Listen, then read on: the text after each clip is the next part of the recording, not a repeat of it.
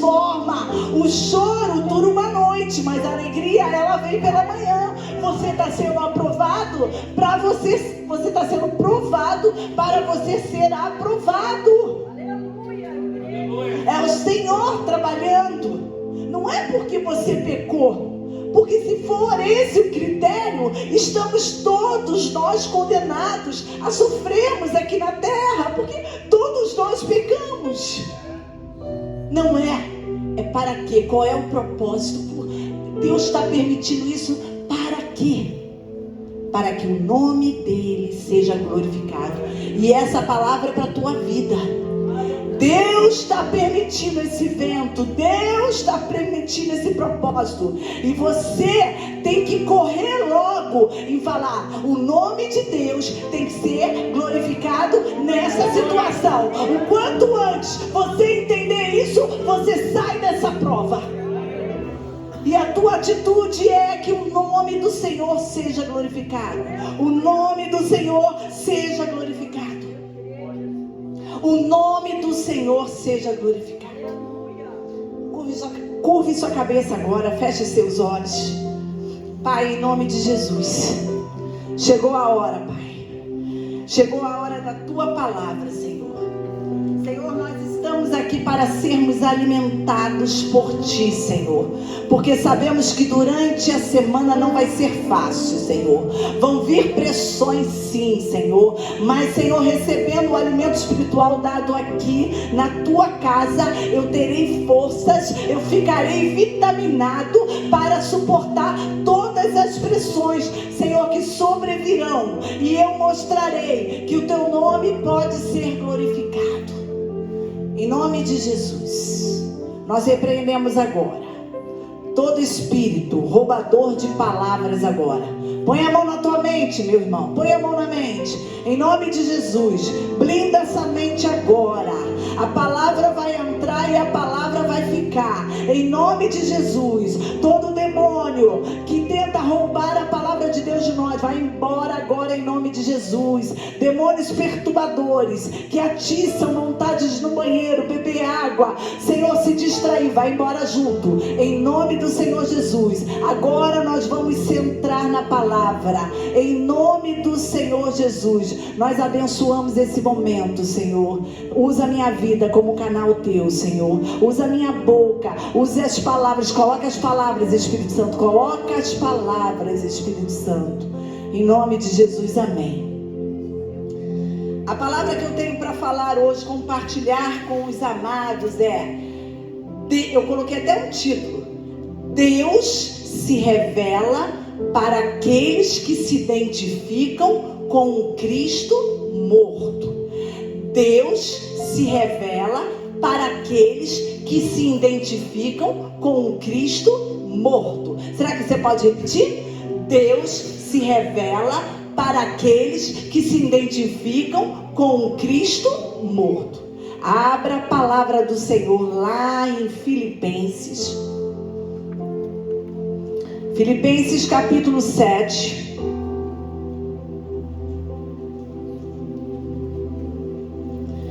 Filipenses 7. Não, perdão. Filipenses capítulo 3. Filipenses capítulo 3, dos versículos 7 ao 11. Diz assim a palavra do Senhor: Todavia, o que para mim era lucro, passei a considerar como prejuízo por causa de Cristo. Preste atenção, irmãos. Vou repetir. Todavia, o que parecia para mim lucro, passei a considerar como prejuízo por causa de Cristo. O que tu considera lucro na tua vida, hein? O que é lucro para você, hein? O que está passando na tua mente agora, que seja lucro, Paulo está dizendo que é prejuízo por causa de Cristo. Número 8. Mais do que isso, compreendo que tudo é uma completa perda quando comparado, ai que coisa linda, quando comparado à superioridade do valor do conhecimento de Cristo Jesus. Eu tenho que repetir isso. Mais do que isso, compreendo que tudo é uma completa perda quando comparado à superioridade do valor do conhecimento de Cristo, meu Senhor, para quem decidir perder todos esses valores, os quais consideram como esterco, a fim de ganhar Cristo. Repetindo, por quem decidir perder todos esses valores. Que valores são esses? É tudo aquilo que a gente considera lucro, aquilo que você considera lucro. Eu decidi perder todos esses valores, os quais considero como esterco, a fim de ganhar Cristo. Versículo 9: e ser encontrado nele. E ser encontrado nele. Eu tenho que parar e perguntar isso para mim e para você. Você é encontrado em Cristo? Você se encontra dentro de Cristo? Não tendo por minha a justiça que procede da lei, mas sim a que é outorgada por Deus mediante a fé, para conhecer Cristo e o poder da sua ressurreição e a participação nos sofrimentos, identificando-me com Ele e na sua morte. Identificando-me com Ele na sua morte. Participação nos seus sofrimentos, participação na cruz de Cristo, participação nos açoites que Cristo tomou, participação naquele interrogatório onde cuspiram na cara dele, participação quando colocaram a coroa de espinho, participação na via dolorosa carregando aquela cruz, participação quando cravaram os pregos nas mãos e nos pés de Jesus, participação quando rasgaram o lado de Jesus, participação nos momentos finais de Jesus aqui na terra. Pai, perdoa-lhes, porque eles não sabem o que fazem. Participação do sofrimento de Cristo, identificando-me com Ele na sua morte. Você se identifica com Jesus na crucificação? Não precisava nem pregar, fechava a Bíblia e ia embora, a palavra já foi pregada. Nós nos identificamos com Cristo na crucificação. Nós já morremos para o mundo. Você já morreu para o mundo? Você vive somente para o Senhor? O governo do Senhor está sobre a tua vida. Você pode dizer, pedir, clamar por perdão a todos aqueles que cospem na tua cara, que colocam uma coroa de espinho na tua cabeça, que te chicoteiam, que te pregam numa cruz. Você pode pedir perdão por aquele ou aquela que está no teu pé, no teu trabalho, por aquele ou aquela dentro da tua família que fala mal de você, por aquele ou aquela que querem o teu mal. Você é capaz de participar desse sofrimento e se identificar com essa morte de Jesus, a ponto de dizer: perdoa, Pai, eles não sabem o que fazem. É sério. Essa palavra é séria. Essa palavra é vida. Essa palavra é aliança. Essa palavra é pacto. Muitas das vezes não levamos a sério. Muitas das vezes desprezamos a palavra. Nem pegamos essa palavra para ler. desprezo total, descaso total. Se nós não levamos a sério o nosso comprometimento, o nosso compromisso de servo, de orar, de ler a palavra, como vamos nos identificar com Cristo? Como vamos nos identificar do sofrimento dele aqui na terra? Eu e você somos a igreja dos últimos dias. Jesus está à porta. Jesus está voltando.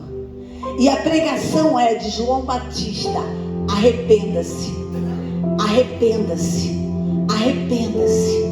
Pregação, João Batista só tinha uma pregação: a pregação do arrependimento. Convertei os vossos corações, rasgai os vossos corações, se vestir de vestes de saco, chorai, pranteai, lamentai, se arrependei. Ninguém aqui vai subir com pendências, ninguém. A noiva não sobe com vestes salpicadas. A noiva só sobe com vestes alvas como a neve. Não vai ter manchinha de pecado. Então nós temos que resolver as nossas pendências aqui. Nós temos que nos converter todos os dias.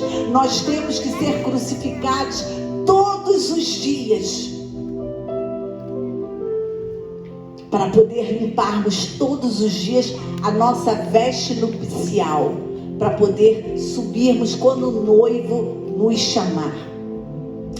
Abra a palavra de Deus lá, Mateus 11, capítulo 27. Mateus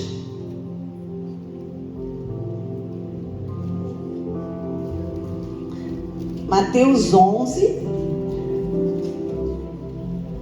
versículo 27.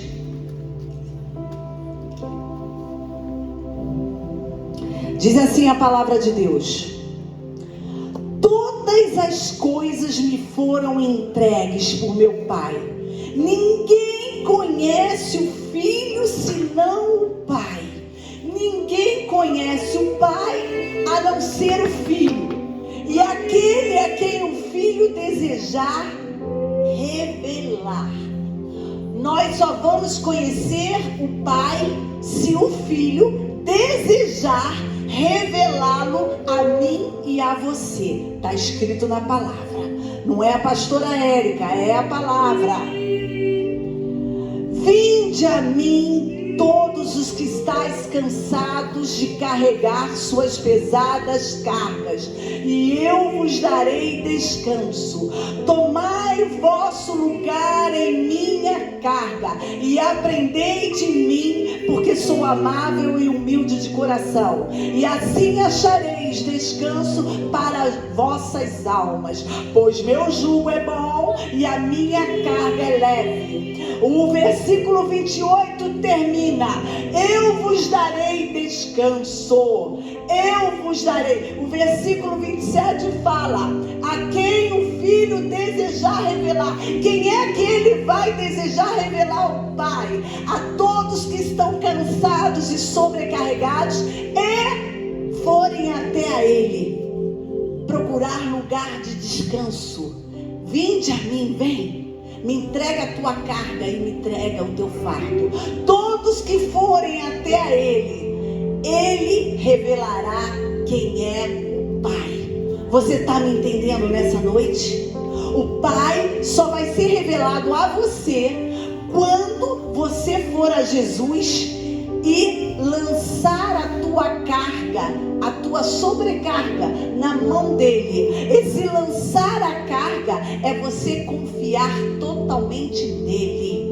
A tua confiança está totalmente nele. A tua confiança, se teu fardo é uma dívida, se teu fardo é um comprometimento financeiro, a tua confiança não tem que estar no teu salário, a tua confiança não tem que estar no teu trabalho, mas a confiança tem que estar no Senhor Jesus. Você tem que entregar o teu fardo a Ele. Quando você for orar, você lançar. Isso quer dizer que você está dando a supremacia para Jesus. Jesus, olha, eu vou a Ti porque Tu pode resolver tudo. Eu não sei resolver nada, eu não consigo resolver nada. Quando nós tentamos resolver alguma coisa, nós sim irmos primeiro ao Senhor, lançar a carga a Ele, e nós, com a nossa pequenina sabedoria e conhecimento, nós tentamos consertar, ajeitar, nós estamos pecando. É pecado. E eu vou te dizer o nome desse pecado, porque pecado tem nome. Esse pecado se chama orgulho. É o mesmo pecado que tirou Lúcifer do céu. Porque tira o governo de Deus e é o meu governo. Eu posso, eu consigo, eu vou vencer, eu me glorio, eu me louvo, eu me exalto. Orgulho, passa fora esse pecado da tua vida em nome de Jesus. Eu oro para que eu não seja contaminada com esse pecado, porque muitas das vezes nós corremos o risco de ser contaminados. Nós temos que dar ciência a Deus de toda a nossa vida. Dar ciência, e antes de tomar qualquer atitude, pedir a Ele o consentimento, perguntar a Ele. E assim nós não estaremos caindo no pecado do orgulho. Mas sabe, eu vou te dizer uma coisa. Para nós chegarmos nesse nível, nós temos que conhecer muito os atributos de Deus. Quando a gente não conhece Deus, a gente não é capaz disso. Porque a gente não conhece a supremacia do nosso Pai Celeste, a grandeza do nosso Pai Celeste. E a gente quer usar a nossa pequenina mente. E a palavra que Deus me trouxe essa noite vai falar sobre quando Deus se revela a nós. Deus só vai se revelar a minha vida e a sua vida quando a gente se identificar com a morte de Cristo. Grava isso, hein? Grava, medita nisso durante a semana toda e começa a pedir a Deus condição para praticar isso. E Deus me levou lá para uma pessoa, sabe? Que ela não foi nenhuma pessoa santinha, não, porque ninguém é santo. Mas foi uma pessoa que tem altos registros dela aqui na palavra de Deus. Inclusive é autor de um livro, que é o rei Davi. Deus me levou ao rei Davi, porque o rei Davi, eu hoje vou falar sobre 3 convicções do rei Davi, mas tem inúmeras, senão o horário não vai dar. A gente não termina 8 horas, mas tem muitas convicções. Davi conhecia Deus. Davi tinha convicção de quem era o Deus, o pai dele, o Abba dele. E uma coisa que eu achei interessante, Davi teve inúmeros filhos. Ele teve várias mulheres, concubinas, muitos filhos. No meio da filharada, tinha 3 filhos, que os nomes têm significados muito interessantes. E eu fui estudar, e eu vi que na cultura judaica, a cultura judaica é assim: o pai, ele escolhe os filhos medianos, não pode ser os mais novos nem os mais velhos, do meio. E o nome deles tem significado sobre a fé em Deus dos pais. E exatamente o que Davi fez. Abra a tua Bíblia, você vai ver comigo. 2 Crônica 3:8. 2 Crônicas 3, versículo 8. Versículo 8 diz assim: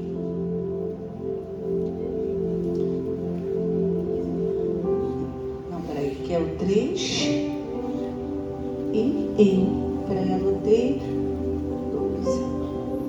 Anotei o versículo errado dos filhos. Me perdoe, irmão, vou ficar devendo essa para vocês. Anotei o versículo errado. Vamos lá para 2 Samuel 5,16. 2 Samuel 5. Glória a Deus, aleluia. 5,16. Ah, tá aqui também. Lá no livro de Crônica também fala, só que eu escrevi a referência errada. Mas vamos lá em 2 Samuel 5,16. Bom, aí no verso 13 fala os filhos de Davi. Mas no verso 16 chama assim: Elisama, Eliadá e Elifelete. Elisama, Eliadá e Elifelete. Repete comigo: Elisama, Eliadá e Elifelete. Esses três aí são medianos, filhos medianos. E nós vamos ver o porquê que Deus deu, porquê que Davi deu esses nomes para esses filhos. Qual é o significado? E você vai ver o quanto o rei Davi conhecia as convicções que ele tinha em Deus. Vamos começar pelo primeiro. Elisama. Elisama significa o Deus que ouve. O significado de Elisama é o Deus que ouve. Se eu mandar você abrir lá no Salmo 40, todo mundo conhece de cor e salteado o Salmo 40. 40 versículo 1, qual é? Esperei. Quantas vezes tu não fez essa oração, né, irmã? Nós não fazemos essa oração. Pois o rei Davi escreveu: esperei com paciência no Senhor. O rei Davi tinha a convicção que Deus ouvia, e por isso ele tinha paciência no esperar.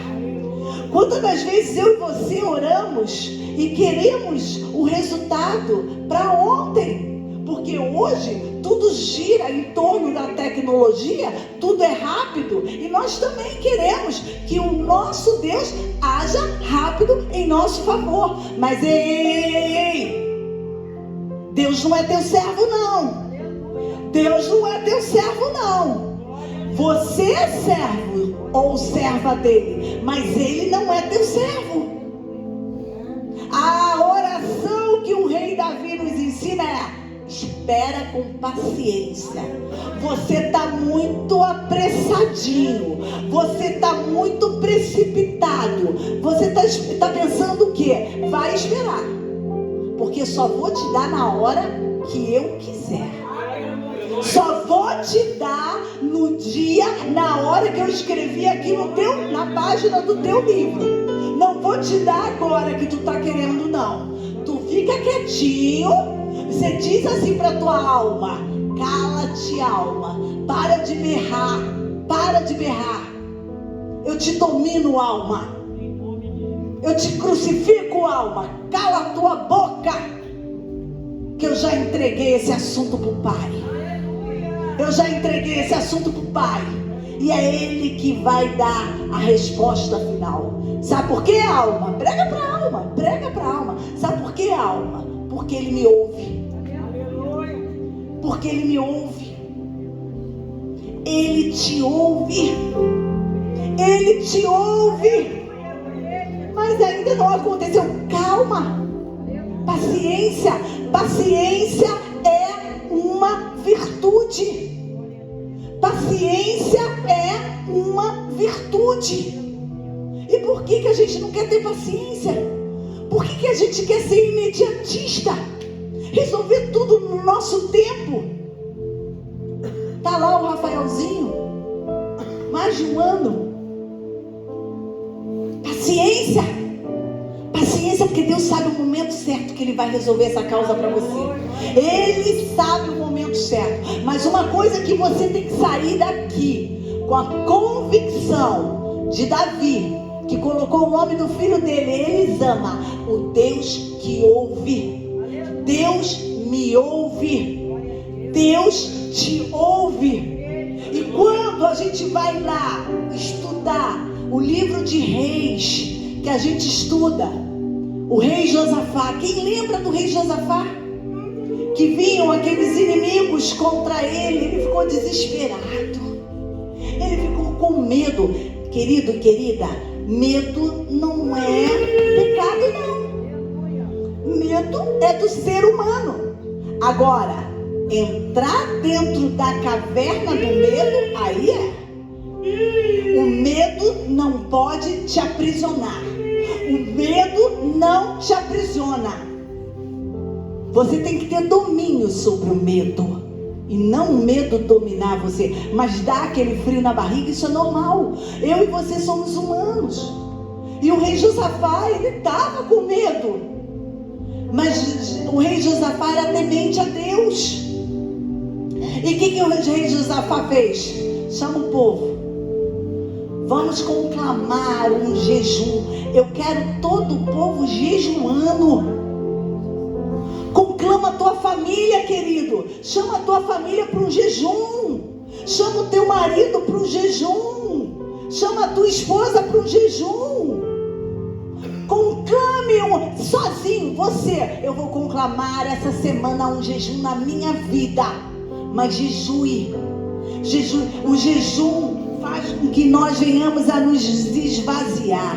A gente fica fraco mesmo. Ficar sem comer dá fraqueza.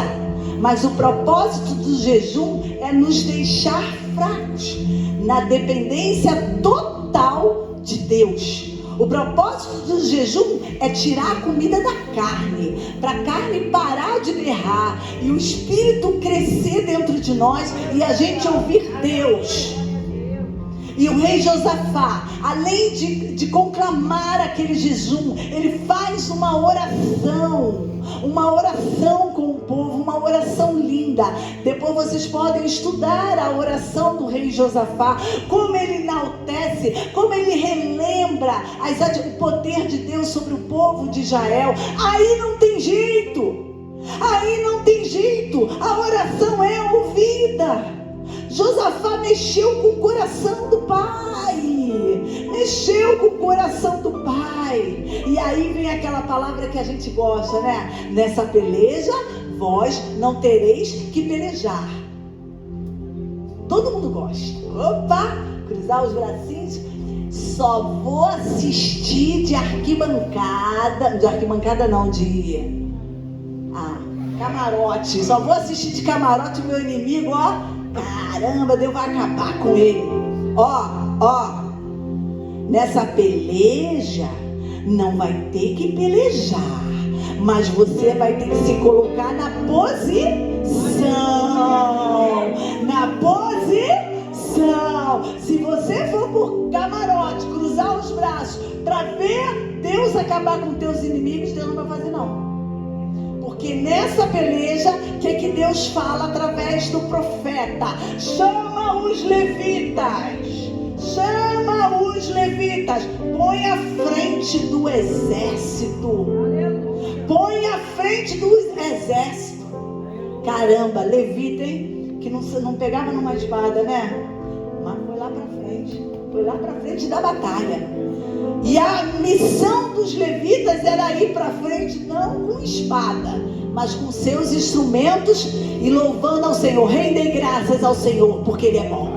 Rendei graças ao Senhor, porque Ele é bom. Marchando, e o exército lá na frente ali, doido para partir para cima. E eles rendem graças, porque o Senhor é bom. Rendem graças, porque o Senhor é bom. Aquelas palavras que os levitas ecoavam, entrava e dava uma força naquele exército, ativava a fé deles.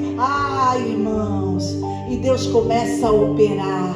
Aqueles 3 exércitos começam a brigar entre si, de maneira que um destrói o outro. Oh, meu Deus e meu Pai, oração poderosa. Quer dizer, eu confundi. Um exército não destrói o outro, não. O anjo vem e mata 185 mil inimigos. Mata. O anjo da morte vem e mata os 185 mil inimigos. Vitória ganha para o povo de Israel. Vitória ganha para aquele que jejua. Vitória ganha para aquele que louva. Vitória ganha para aquele que adora. Vitória ganha para quem que entrega nas mãos do Senhor o seu fardo, o seu jugo. Ele leva, Ele carrega. Deus é o Deus que ouve. Deus é o Deus que ouve. Rei Ezequias também. Quem lembra do rei Ezequias? Aí sim foram 3 exércitos contra rei Ezequias, que estava com medo, igual o rei Josafá. Mas vai até o profeta Isaías. E o rei Ezequias, o inimigo, o exército inimigo, era aquele reino da Síria, Senaqueribe. Aquele arrogante, prepotente, orgulhoso, soberbo, que dizia que o povo ia tomar a urina e comer as fezes, né? Lembra daquele general dele? Que vai falar lá para o povo: vocês estão indo pelas palavras do rei Ezequias, vocês vão se dar mal. Chamou o Egito de caniço quebrado. Estão se apoiando no Egito. Vai dar rasteira em vocês, como ele faz com todo mundo. E depois vai espetar vocês. Afrontando o Deus de Israel, afrontando o rei ali em suas palavras. E o comandante do rei de Israel, Ezequias, fala para o general: fala em aramaico, não fala em hebraico não, porque o povo era todo judeu, falava em hebraico. Eles estavam discutindo em cima do muro, o povo estava todo assistindo. Aí quando o comandante de Judá falou isso, foi um prato cheio. Então agora eu vou falar em hebraico. Esse rei de vocês é louco. Tá confiando nesse Deus de vocês? É nesse mesmo Deus já que o rei Ezequias mandou tombar todos os altares que vocês fizeram? É esse Deus que vocês adoram? É Ele, Vou passar por cima de vocês. E o inimigo fala para você também, nas situações: eu vou passar por cima de você, eu vou passar por cima da tua vida, eu vou passar por cima dos teus. Mas não vai não, porque maior é o que está conosco. E o profeta, o rei Ezequias foi logo procurar o profeta Isaías. O profeta Isaías não brincou. Deus liberou uma palavra para ele falou: rei Senaqueribe, vou colocar uma argola no teu nariz e vou te puxar. Por um caminho tu entrou, por 7 caminhos tu vai embora, fugindo em retirada. Tá pensando que vem fazer arruaça dentro do arraial do Deus poderoso? Tu entra por um caminho com essa tua arrogância, mas tu bate em retirada por 7 caminhos. E foi assim que se fez. Rei Senaqueribe perdeu a guerra. E quando ele chega em casa, os filhos dele matam ele. Arrogância, prepotência. Vai brincar com Deus Todo-Poderoso? Meu querido, Deus te trouxe aqui para avivar na tua mente que teu Deus é poderoso, que teu Deus ouve a tua oração, que teu Deus é que te defende. Você não precisa ir armado para a guerra, você não precisa atirar a tua flecha no teu adversário. Deus está fazendo isso por você. À medida que você confia nele, à medida que você acredita nele, à medida que você conhece ele, à medida que você se identifica com ele, Deus é Deus que está ouvindo a tua oração. O diabo quer colocar que Deus não ouve a nossa oração, que Deus não está ouvindo porque está demorando. Não demora não. Deus está arrumando a casa para que quando chegar seja bênção. Porque se Deus te der agora, não vai ser bênção, porque a casa está desarrumada, a casa está desorganizada. E Deus não trabalha em desordem. Deus só trabalha no meio da ordem. E quando eu falo isso, eu não estou falando de objetos físicos. Eu estou falando do seu interior. Deus está colocando o teu interior em ordem. Semana passada eu preguei sobre quarto secreto. Dentro de nós existem quartos secretíssimos, que você não dá nem permissão ao Espírito Santo de entrar. Quando falo colocar as coisas em ordem, é também entrar, abrir o teu quarto secreto e limpar aquela bagunça. Em nome de Jesus. Governo completo. Aí depois tem irmão e irmã que diz: glória a Deus, não tenho pecado. Graças a Deus, pela misericórdia de Deus eu não falo palavrão. Pela misericórdia de Deus eu não estou roubando ninguém. Pela misericórdia de Deus eu honro minha esposa, meu marido, eu honro meu marido. Pela misericórdia de Deus eu não minto. Pela misericórdia de Deus. Deus, muito obrigado. Tu tens sido misericordioso comigo, Senhor. Eu não tenho caído em tentação, Senhor. Muito obrigada. Oração de fariseu. Oração de religioso. Você está cheio de pecado secreto dentro de você e você está escondendo de você mesmo. Mas eis que te digo, de Deus você não esconde. Sabe por quê? Porque Deus conhece todas as coisas. É o segundo nome do filho de Davi, Eliada. Significa Deus conhece. E Davi sabia do que ele estava falando quando colocou o nome de Eliada. Deus conhece. Salmo 139, que também todo mundo conhece. Mas é que eu não tenho o Salmo 39 decorado. Ele é tão lindo, o Salmo 139. Quando eu leio o Salmo 139, parece que é um psicólogo falando comigo. Parece que é um médico mesmo. Olha, louvor à onisciência de Deus. Senhor, tu me sondas e me conheces. Sabe quando me sento e quando me levanto. E acompanhas o meu pensamento por onde quer que esteja. Discerne minha caminhada e a minha pousada. E estás a par de todos os meus intentos. Porquanto a palavra ainda não me chegou na minha língua. E tu, ó Eterno, já conhece completamente. Tu me envolves por trás e pela frente e pões sobre mim a tua mão. Tal conhecimento é para mim demasiado maravilhoso, tão elevado que não posso compreender totalmente. Para onde poderia eu fugir do teu Espírito? Para onde poderia correr e escapar da tua presença? Se eu escalar o céu, lá você vai estar. Se me lançar sobre o leito da mais profunda sepultura, tu vai estar lá também. Se eu me apossar das asas da alvorada e for morar nos confins do mar, até ali, Senhor, Senhor, é isso mesmo. Até ali a tua mão vai me conduzir e a tua destra vai me amparar, Senhor. É isso mesmo, Senhor, que eu estou ouvindo.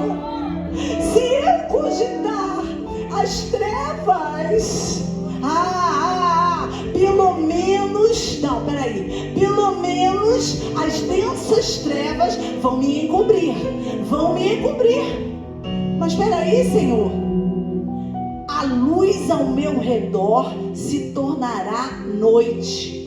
Constatarei que nem as mais densas trevas são obscuras para o teu olhar, pois a noite brilhará como o meio-dia, porquanto para ti as trevas são luz. Senhor, nem as densas trevas, sem nenhuma luzinha, tudo preto escuro. Eu não vou conseguir me esconder de ti, Senhor, porque quando tu chegar ali, a tua luz dissipa as trevas. É isso, Senhor. Verso 14. Graças te dou, Senhor, pela maneira extraordinária como fui criado, pois tu és tremendo e maravilhoso. Sim, minha alma o sabe muito bem. Meus ossos não eram nem encobertos quando fui formado e ocultamente tecido nas profundezas da terra. Teus olhos viam meu embrião e em teu livro foram registrados todos os meus dias prefixados antes mesmo que um só deles existisse. saber que antes de você nascer, a tua história estava toda escrita ali.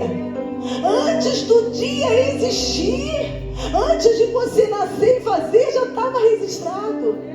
Onisciência, onisciência, dono de todo conhecimento. Você está brincando com teu Deus, é? Você está brincando com Ele? Você acha que você consegue esconder alguma coisa dele? Você acha, é? Vai estudar o Salmo 139. Ele te gerou no ventre da tua mãe. Ele sabe o número de células, de neurônios, tudo ele sabe, porque ele te fez com um propósito. Diga para você mesmo: eu fui criado com um propósito. Diga para você mesma: eu fui criado com um propósito. E esse propósito não é você parar no terreno do inimigo, não é você ser um perdedor. Esse propósito é você ser um vencedor. Diga: eu fui criado com um propósito. Eu sou um vencedor, porque Deus me fez vencedor, porque Ele me criou, porque Ele conhece de tudo que passa na minha mente, de tudo que passa no meu coração. Rei Davi tinha a convicção que Deus o conhecia por dentro e por fora. Quantos não lembram aqui do pecado? Davi cometeu inúmeros erros, pecados, mas teve um que marcou a vida de Davi, que foi Betseba. Todos conhecem a história.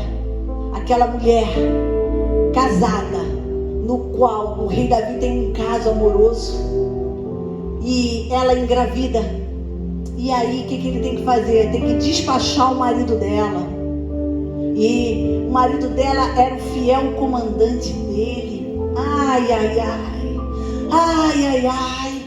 E Davi pega aquele homem inocente, aquele homem fiel, e manda ele ficar na frente da batalha, que ele sabia que ele ia morrer. E assim ele poderia se casar com Betseba e assumir aquela criança. Mas Davi, ele passou por isso para ele ter a convicção de que Deus conhece tudo, porque ele estava brincando com Deus. Ele pensou que Deus não estaria vendo isso tudo que ele fez. Ele pensou, louco, pois Deus sabia de tudo. E aí Deus manda o profeta Natan falar com Davi. E o profeta Natan chega com uma historinha. Olha, haviam 2 homens numa cidade, rei Davi. Um era rico e o outro era pobre. Um tinha um rebanho imenso e o outro só tinha uma ovelhinha. É mesmo, profeta? Que coisa, né? Mas não para por aí, rei Davi. Olha, foi um forasteiro no homem rico, poderoso, com um rebanho imenso, e pediu lá um dos seus animaizinhos. Ele, como estava pegado com seus animais, apesar de ter inúmeros, ele vai lá no servo pobre que só tinha uma ovelhinha e pega a ovelhinha, sacrifica e dá para o forasteiro. O que você acha disso, rei Davi? Morte! Morte para esse homem. Como é que ele vai fazer um negócio desse? Como é que ele vai fazer? Ele tem tantas. Ele vai pegar daquele dali que só tinha uma. Esse homem é mau, ele precisa ser executado. Pena de morte para ele. Pena de morte para ele. Não julgueis para que não sejais julgado. Entrega nas mãos do Senhor. Se você tem algo na tua vida, no teu interior, que você está fazendo pré-julgamento, peça perdão. Entregue nas mãos do Senhor. Ele é o justo juiz. E o profeta Natan, pois é, esse homem é você. E aí a casa cai para Davi. Aí a casa cai. Aí o profeta diz, olha, o filho que ela está esperando vai morrer. Não pode ser. Não, tinha condenação. Rei Davi, você não está entendendo. A condenação ia ser para você, você ia morrer. Mas Deus está dizendo que vai ser a criança. Deus o salva até de uma condenação.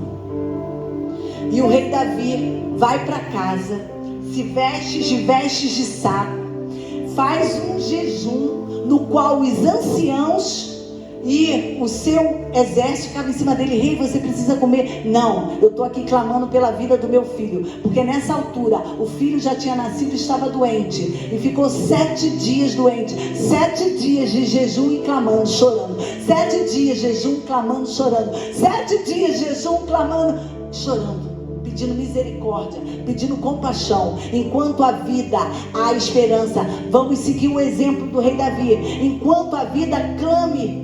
Eu vejo muitas pessoas desistirem muito fácil, muito fácil. Passou o primeiro dia, já desiste. Paciência, continua clamando. Se tem vida, é para clamar. Ah, mas os médicos falaram que não tem mais jeito. Está vivo? Vamos clamar. Vamos. Até se estiver morto, Deus ressuscita. Quanto mais vivo. E passados 7 dias, vem os anciãos, estavam até com medo de falar para Davi o que tinha acontecido, porque ele estava enclausurado em jejum e oração. Mas eles chegam lá, e quando eles chegam, o semblante deles, Davi olha e fala: já sei, morreu, rei Davi, seu filho morreu. E Davi, na mesma hora, vai tomar um banho, vai se perfumar, vai comer e vai continuar a viver. E ele diz para os seus anciãos: enquanto estava vivo, eu estava clamando, porque eu creia que Deus poderia fazer um milagre, mas o Senhor levou. Amém. Eu aceito a vontade do Senhor, e agora eu vou continuar. Então, há momentos que você tem que parar teu choro. Há momentos que você tem que dizer: chega, eu já chorei, eu já pedi ao Senhor, eu já entreguei nas mãos dele, mas agora ele disse que não tem, acabou, é a vontade dele é soberana, e você tem que entender isso, e você tem que fazer como o rei Davi, vai tomar banho, vai se perfumar, vai se alimentar, vai pregar a palavra, vai fazer a obra do Senhor, sai desse sofá, sai dessa inércia, sai desse marasmo, sai desse comodismo, em nome do Senhor Jesus. Levanta daí, em nome do Senhor Jesus. Seca esse choro agora, em nome do Senhor Jesus, e vai fazer aquilo que Deus mandou você fazer, em nome de Jesus. Deus, Ele é o nosso governante. Deus dá a vida e Deus tira a vida. Bendito seja o nome do Senhor. O Deus que conhece todas as coisas. Ele te conhece por dentro e por fora. Ele te conhece. Não faça como o rei Davi, dá o jeitinho dele, esconder de Deus. Quase que ele é condenado por causa disso. Mas Deus é o terceiro nome do filho de Davi. Qual é o terceiro nome? Elifelete, o Deus que salva. Davi tinha essa convicção. Davi agora já era convicto que o Deus que ele tanto amava e servia era o Deus que ouve, era o Deus que conhece, e agora é o Deus que salva.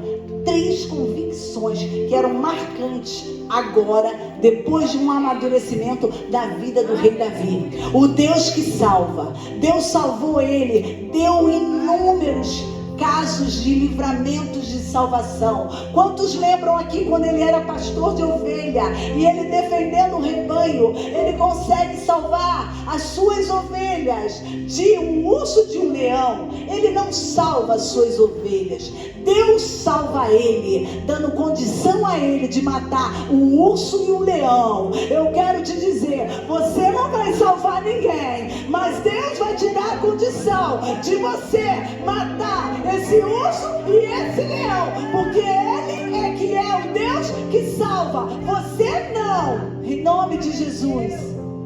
Deus salvou inúmeras situações de perigo de morte com o rei Saul. Quem sabe?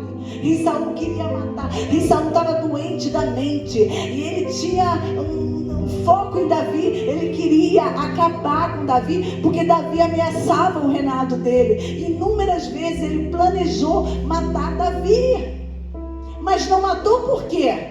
Porque Deus deu condição a Davi de se defender. Ou seja, Deus salvou Davi. E se falarmos do gigante Golias? Davi devia ter 20 e pouquinhos anos. Ele não estava nem no exército. Ele não tinha treinamento de batalha nenhum. E ele vai lá e se oferece para matar um gigante. Meu genro está ali, é altão, 2 metros. Eu fico pensando no Golias, que devia ter uns 4 metros. Meu Deus. Tamanho da mão, tamanho dos pés, tamanho da cabeça. Para um jovem de 20 e pouquinhos anos. Deus, Davi, não salvou o povo de Israel matando o gigante.